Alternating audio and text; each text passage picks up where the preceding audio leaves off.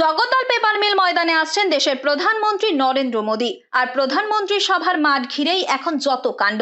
তবে এবার সেই মাঠেই সৌজন্যের রাজনীতি দেখলো ভাটপাড়া। ইতিমধ্যেই ভাটপাড়া পুরসভার তরফে মাঠ ট্রাক্টর দিয়ে খুঁড়ে দেবার অভিযোগ তোলে বিজেপি। তারপর তড়িঘড়ি মাঠ ঠিক করার কাজে নামে বিজেপির কর্মী সমর্থকেরা। এদিন এসপিজির তরফ থেকেও মাঠ পরিদর্শন করা হয়।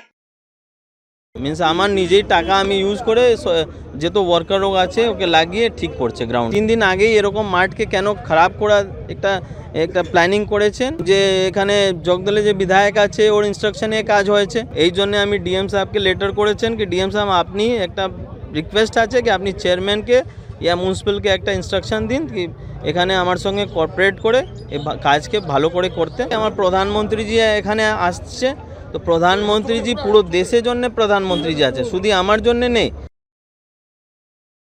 দেশের প্রধানমন্ত্রী আসছেন জেলায়, তাই প্রধানমন্ত্রী সভার মাঠ দেখতে হাজির হয়েছিলেন জগদ্দলের তৃণমূল বিধায়ক সোমনাথ শ্যাম। এর মধ্যে দিয়ে যেন সৌজন্যের রাজনীতি দেখলো ব্যারাকপুর মহকুমার মানুষজন। যদিও জগদ্দলের বিধায়ক মাঠে আসতেই ক্ষুব্ধ হয়ে ওঠেন বিজেপির কর্মীরা। তারা জগদ্দলের বিধায়কের উদ্দেশ্যে জয় শ্রীরাম স্লোগান দিতে থাকেন।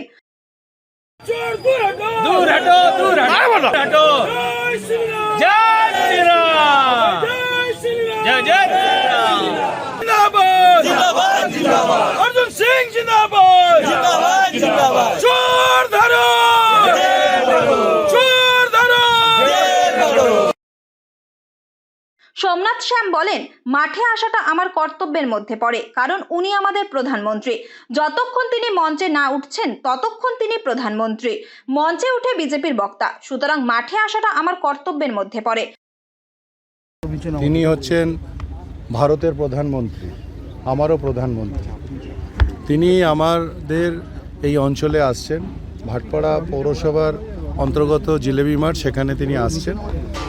তার প্রতি আমার সম্মান এবং শ্রদ্ধা আছে, সেটা আমি দেখতে এসেছি যে এখানে কি কি প্রয়োজনীয়তা আছে। রাজনৈতিক ব্যাপারে নিশ্চয়ই তার সাথে আমার মতবিরোধ থাকতে পারে। প্রধানমন্ত্রী যে যে রাস্তার থেকে আসবেন সেই রাস্তাগুলো সব ইতিমধ্যেই আমরা পিচের কাজ শুরু করে দিয়েছি। যেটাই আনইভেন হবে সেটাকে পূর্ণভাবে সেটাকে ঠিক করে দেওয়ার সেটা ব্যবস্থা করে দিচ্ছি। পাশাপাশি এদিন মাঠ পরিদর্শনে আসেন ভাটপাড়ার বিজেপি বিধায়ক পবন কুমার সিংহ। তিনি বলেন, খুঁড়ে দেওয়া মাঠটিকে মজদুর লাগিয়ে লেভেল করা হচ্ছে, কিন্তু পুরসভার তরফে কোনো সহযোগিতা করা হয়নি। উল্টে পুরসভা মাঠটিকে খুঁড়ে দিয়েছে।